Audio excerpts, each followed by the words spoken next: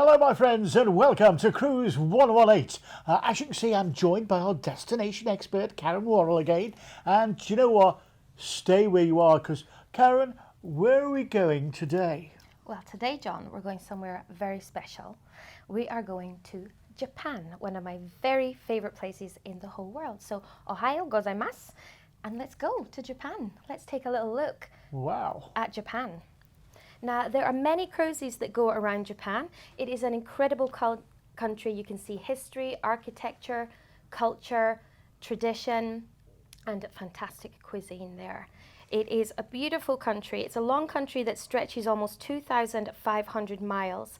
You can see traditional taiko drum shows, have wonderful Japanese food, and listen to some music concerts and watch this. So we've got a map here. This shows you all the ports you can visit around Japan. And as you can see, there are a lot of places. And most cruises start in Kobe or Tokyo. Now we have Hokkaido to the north. This is the northernmost main island, and we've got the Shirotoko Peninsula. This is a fantastic place to visit where you can see the abundant wildlife. There are whales, porpoises, dolphins, and more. It's a really great place to visit. Now, Maizuru is a port on the island of Honshu. It is the gateway to Kyoto, and it is named number one city to visit in Asia by Condé Nast Traveler. And it's got historic monuments and the gilded golden pavilion in the midst of a magnificent strolling Japanese garden. History and beauty is everywhere in Japan, with the Shirakami Mountains in Aomori and the 13th century Shurijo Castle on the island of Okinawa. And you can also savor the serenity of a Japanese onsen hot spring in Kagoshima, or be awed by the geothermal wonder known as the Eight Hells of Beppu in Beppu. You can attend centuries-old festivals to experience traditions and pageantry of this exotic land. Many shows like this will be put on as your ship arrives and leaves each port. Hospitality in Japan is unsurpassed. You can take a shore excursion or a local tour, which is a great way to explore, where you've got English-speaking guides that will take you everywhere so you can make the most of your time ashore. You can see iconic sites such as the floating red monument in the water called Itsukushima Shinto Shrine, which is reachable by Miyajima Port, or the Arashima Bamboo Grove, which is in Kyoto. There are many beautiful temples and shrines to visit in Japan, as well as castles and royal houses. You can also see fascinating shows like the Rakugo storytelling shows, taiko drum shows, folkloric events, and a sake barrel breaking ceremony to bring good fortune on new undertakings like starting a cruise. Japan has stunning skylines. The world is so beguiling, blending ancient and modern at every turn. The modern cities are home to excellent shopping, ancient temples, serene gardens, and majestic palaces, awe-inspiring natural wonders like Mount Fuji. Make Japan, the land of the rising sun, your next bucket list adventure, where you will experience the history, traditions, and fascinating culture like no other country. It is amazing. Absolutely fantastic. I mean, the people in Japan are just so nice, aren't they? Absolutely. They're just so welcoming. You're going to love it. Stay with us. We're going to go through all the details on this with you today. And at the end, we've got some offers that you won't want to miss as well. So let's start off with Tokyo, shall we? Absolutely. So most cruises do start in Tokyo, and this is one of the city's most famous and beloved temples here. This is Sensoji Temple, an ancient Buddhist temple in the Asakusa area of Tokyo. Sensoji was built in 645 AD, and it was built for the goddess of Kannon. And then after you've been to the temple, you can visit Shibuya Crossing, one of the most famous streets in the world. And we've got Hitotoko, which is a silly childlike character in Japanese traditional comedy performances here. And you can see him in such areas like Miyazaki. Now we've got the Meiji Shrine. This is a Shinto shrine dedicated to the deified spirits of the first emperor of modern Japan, Emperor Meiji, and his wife, the Empress Shokin. And it is located just behind Harajuku Station next to Yoyogi Park. And so you can take part in some different Shinto activities there, which is great. We've got the beautiful skyline of Tokyo here, where almost 14 million people live, and there are dozens of neighborhoods.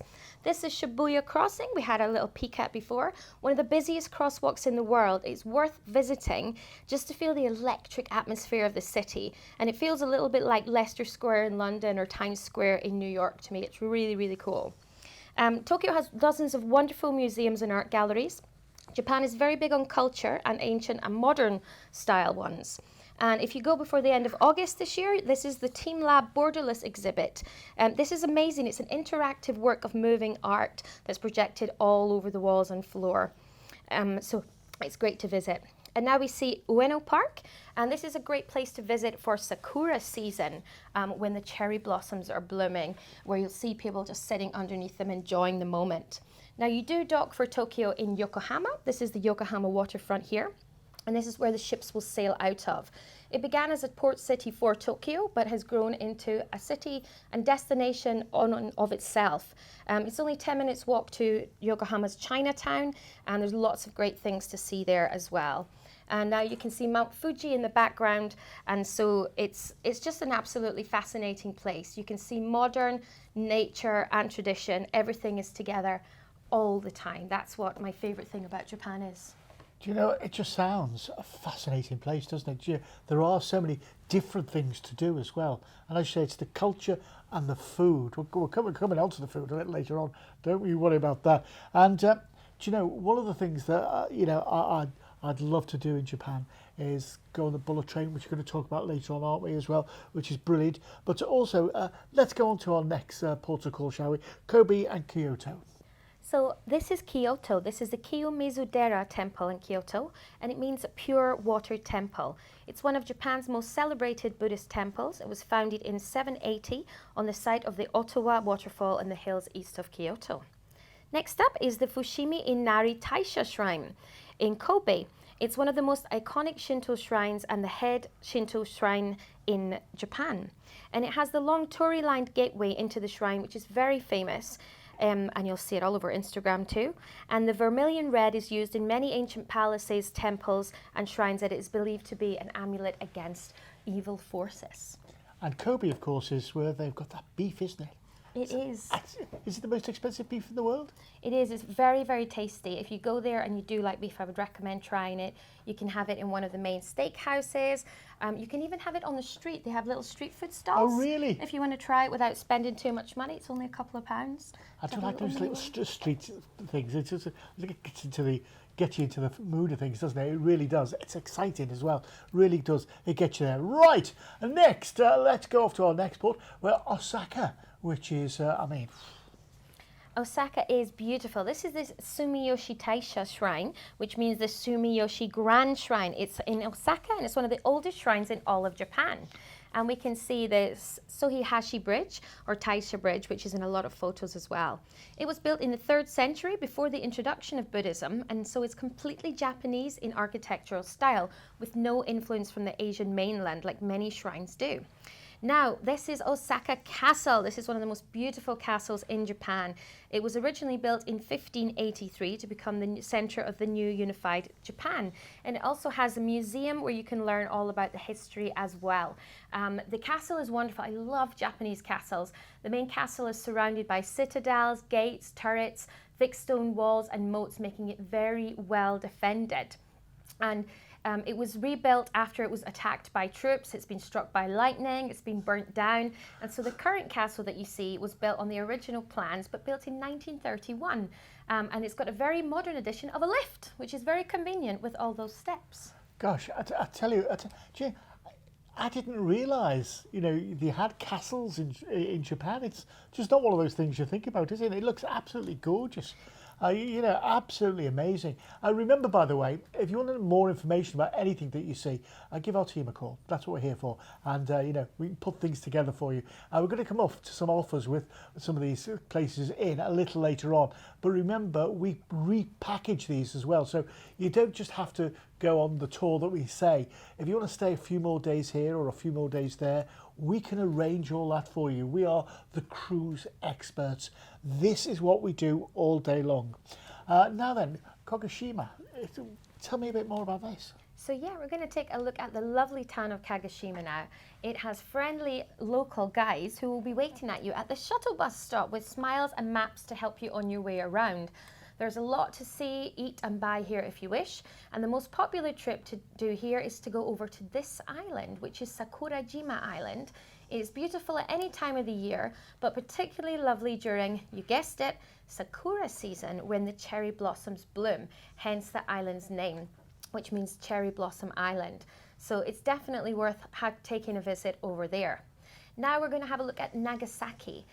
This is the Nagasaki skyline at night, and it is a beautiful city. And it's the only port city that stayed open to international trade and visitors during Japan's 200 years of self-isolation from the world, from the 1680s to the 1880s. And so Portuguese and Dutch traders came to trade at Dejima Island, and there was an influx of Chinese people who visited the city who stayed there to visit or to trade, and then they stayed. And this influence is seen in the city's Chinatown called Motomachi. And this is a great place because there's a wonderful fusion of foods between the Japanese and Chinese influence here. So it's a great place to wander around as well. Glover Gardens is a good place to visit too. It's on the hill near the ship, and it's a gardens created by a Scottish merchant called Thomas Glover, who went over there to trade. It's a lovely place to stroll and great views of the city, especially at sunset, and that's where that photo of the city was taken from. And there's even escalators on one side to take you up the hill, so nice and easy if you like as well. We like them. And so another good thing to do in Nagasaki is to take the local tram around the city. It goes from right outside the port. You can hop on the local one if you're happy to do that, or there's a tourist tram that pops around all the main stops, and you can get a day pass for just a few pounds worth of yen. And it stops at all the main places to visit, kind of like a hop-on, hop-off tram. So that's a very nice place to visit as well. Now, there are some places you really need to see when you visit a place that aren't always the happiest places, but are important. And in Nagasaki, to me, that is to go to the Peace Park and the Atomic Bomb Museum. I would recommend going to the museum first to learn about what happened when the atomic bomb was dropped on Nagasaki on August 9th in 1945, 3 days after the atomic bomb was dropped on Hiroshima. The museum has exhibits with stories about the people who perished. It has photos of them, there's artifacts, clothes, toys from children. It's quite upsetting, but it's important to learn about. And then after you go to the museum, I'd recommend visiting the Memorial Hall. It's free to go in, and the museum's very cheap as well. And before you go into the Memorial Hall, you actually go into a special room to quiet your mind and prepare yourself for entering. And when you go in, it's very sad, it's peaceful, it's serene, it's beautiful. And at the end of the hall, there are 127 books, huge books, filled with the names of the almost 74,000 people who perished from the bomb. It's very sad and moving, but it's important to see. And you can actually visit the epicenter of where the bomb was dropped from 30,000 feet and exploded 500 meters above the city. And more than 120,000 people lost their homes in the 4-kilometer radius of the bomb. But it's not all sad, so go from there, learn about it, and then you move on and head up to the Peace Park. And it's very hopeful there. It's absolutely beautiful. There's lots of statues around the park and a beautiful fountain. And at the end, the main focus is the Peace statue. It was built in 1955 to commemorate 10 years from when the bomb was dropped. And it was designed by a Japanese architect, and it symbolizes a lot of things about from the actual statue itself. The right hand points up towards the sky, which symbolizes the dangers of nuclear war. The left hand points out to symbolize world peace and tranquility. The right leg is tucked under, which symbolizes meditation. And the left leg points outwards, poised, ready for action, to symbolize that humanity has to be ready to act to create world peace and make sure that it's lasting. So it's a really beautiful place, and it's all about hope for the future. So I would definitely go and visit it.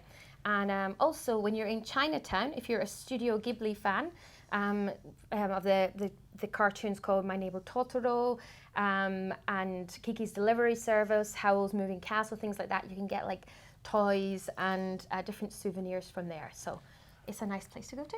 It sounds absolutely fascinating. And those museums, I mean, as you say, it's really a sad thing to see, but I think it's something that you need to see, isn't it? You need to bring things like that into focus to show where we are in history and the horrible things that happen to people as well. I mean, I can't believe it. What was your first feeling when you went into that temple? It's very, very sad. It's very sad. But the message there isn't about sadness. The message is not about war. The message isn't about anything bad. The message is about just moving forward in peace, which is really nice. So it's a good place to visit. It's a hopeful message, isn't it? Yes. It's a hopeful message. And as I say, this is sort of symbolic of what Japan is all about. There are so many things that you really want to go and see and do and immerse yourself in that you'll just love it. You'll just absolutely love everything about it. So, where are we off to next? And next up, we're going to Okinawa. Okinawa is one of Japan's southern islands. It's sometimes called the Hawaii of Japan, as it has a warm climate most of the year, stunning scenery, great snorkeling and scuba diving, great stargazing, and its own cuisine as well, and it still has cherry blossoms.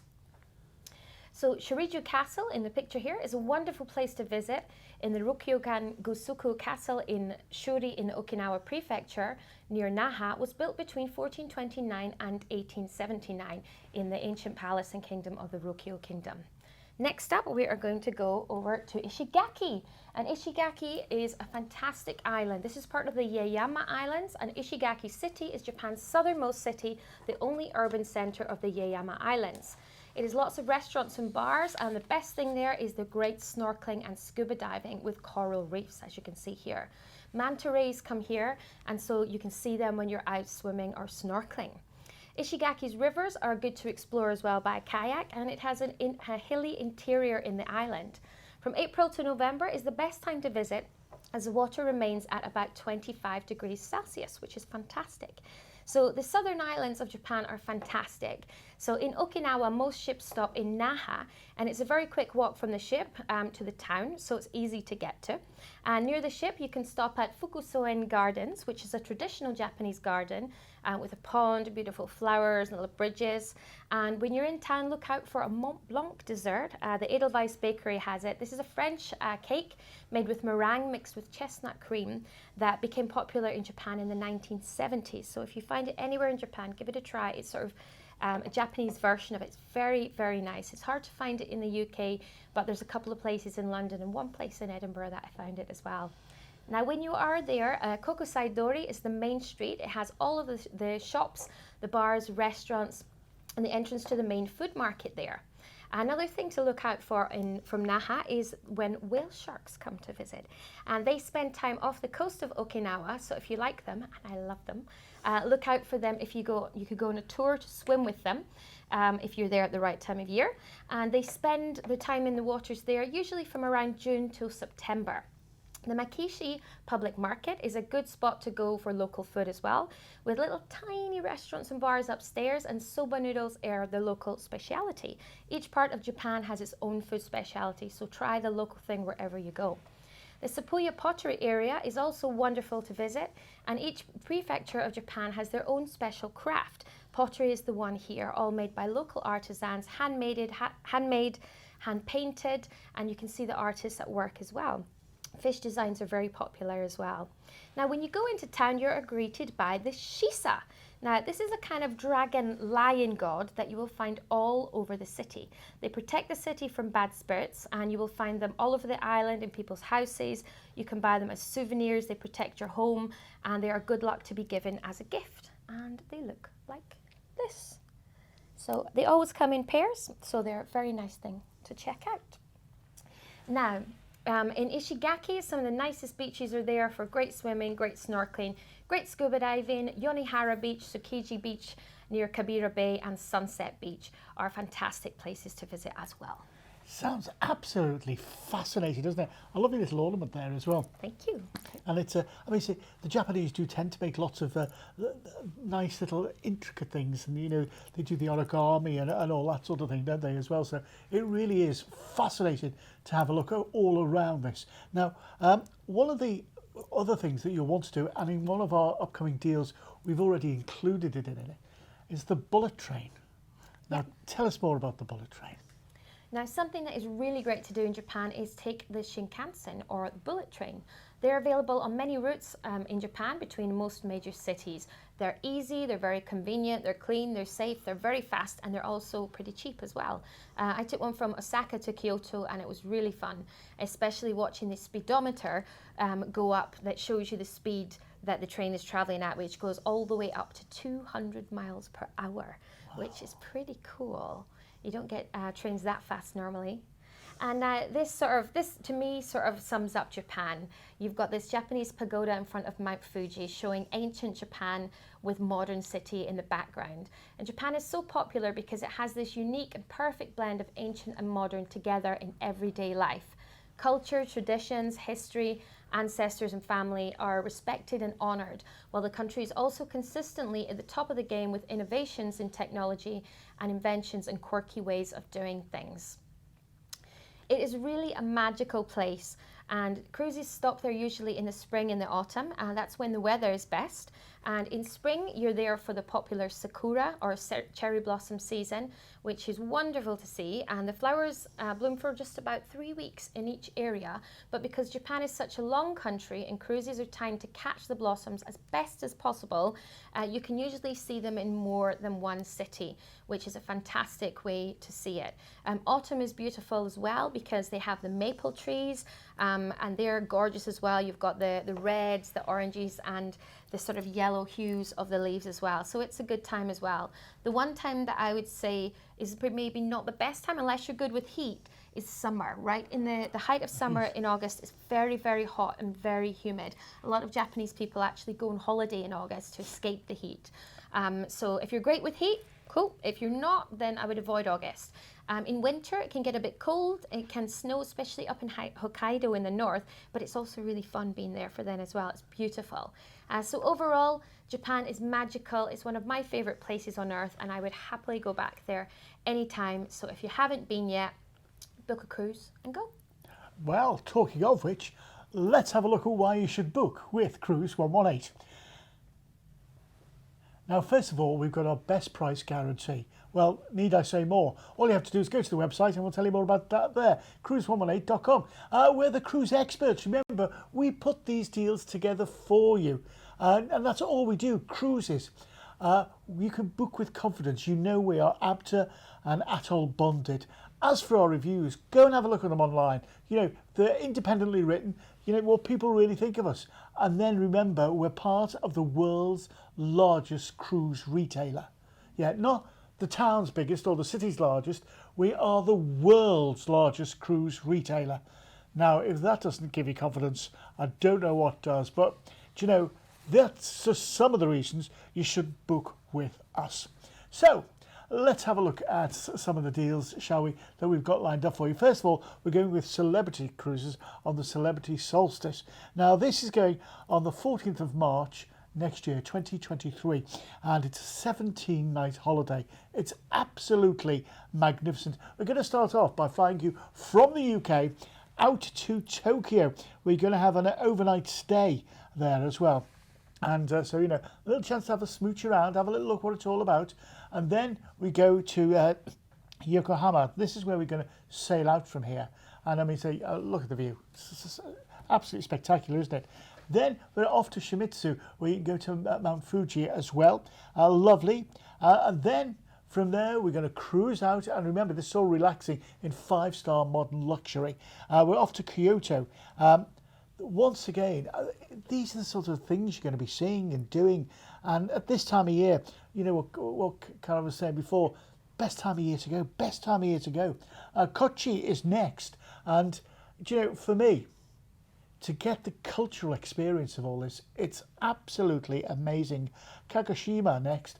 Once again, you know, these are just places that you're going to love and take in. And then in Shigaki, absolutely, I mean, look at the beach there. Can you imagine yourself on the beach there? Lovely, isn't it? Okinawa is next, absolutely gorgeous. Snorkeling, taking it easy, yeah, just relaxing. That's what it's all about. Then it's Jeju Island. Once again, I mean, look at that sunset. Can you imagine sailing out, you know, with your sundowner? It's got to be done, hasn't it? Then we're into Nagasaki. Well, we were talking about Nagasaki before. Sounds absolutely wonderful. And then finally, we cruise you back into Yokohama before we take you to Tokyo, where once you get to Tokyo, we're going to give you a 3-night stay And we're on there. We're also going to give you a trip on the bullet train, and we're going to take you to go and see probably some of the world's great views of the cherry blossom, if we're in luck, fingers crossed. But that's about the best time of year to do it, isn't it? You know, that's when if you go into it. So we've included tours there for you. You're going to go on the bullet train. You're going to go to see the cherry blossoms in bloom. We've included that. You've got your 5-star hotels. We've included private transfers. I tell you, let's have a look at the details on this. Let's have a look at the details because you know you're not going to want to miss this. It's a 12-night all-inclusive cruise. That means it includes your classic drinks package, your Wi-Fi, your tips included as standard. I mean, look at the prices of this. You know, it's a quality cruise. And then you've got a stay before you cruise and a 3-night stay after you cruise in a 5-star hotel. If you want more information on this, and I know you will, go to cruise118.com and have a look, or give us a call. We're standing by waiting for your calls now. 0808 2585 118. 0808 2585 118. So now we move on to Princess Cruises and the Diamond Princess. Now this is going on the 11th of October next year. We're going to be away for 12 nights. And once again, as we were saying earlier on, the best time of year to go is in the spring and in the autumn. This is in the autumn. So let's see what we're going to do. We're going to fly you out to Tokyo. Now when you get there, you're going to have a 2-night stay in a 4-star hotel. Absolutely wonderful. So you can really have a good nosy round Tokyo, take it all in. And then we're going to go to the port of Yokohama. That's where you're going to join the ship, which is absolutely lovely. And we're going to cruise out from there. And look at this. We're going to go into Amori. Now, I don't think it's going to be like that in October, but no. it's going to be lovely weather. It really is. And then from there, we're off to Niigata. Absolutely gorgeous. And once again, these are places that you get all the excursions before you go, and you'll know where you're going to go. Then we're into Tsurunga. Absolutely gorgeous. And remember, there's all the street food and all that sort of thing for you can try as well. Sakamoto next, absolutely incredible. And the beaches here are lovely. Then we're into Busan in South Korea. Now, this is one of the few places that has been opened in South Korea, and it's fascinating to see around. Then we're across to Nagasaki once again, back into Japan. Absolutely gorgeous. And, we were telling you about it earlier on. And then finally we're back into Yokohama. That's where the cruise ends. That's where we're going to take you back to Tokyo and take you back to the airport and fly you back to the UK. This is just an incredible holiday. It really is an incredible holiday. Let's have a look at the full details so you can get yourself involved in this one. Remember, we included so much. This is called Autumn Colours and Sea of Japan. We've included all your return transfers, your luggage allowance, private overseas transfers, 2 nights 4-star pre-cruise hotel stay in Tokyo, a 9-night full board cruise, and an upgrade to premium all-inclusive drinks package with the Wi-Fi, the tips, and the drinks as well for just £30 per person per day. If you want more information, give us a call. The number's on the bottom of the screen. And don't forget, if you want to win a free cruise, go to our website. Today is, one of the last chances you're going to have to win the free cruise. So if you want to get hold of that, just go to the website, cruise118.com, and we'll do the rest. Well, that's all from us here at Cruise118. Thanks very much indeed, Karen, for being part of the show. Arigato. As always, been great having you with us. In the meantime, from all of us at Cruise118, carry on cruising. Sayonara.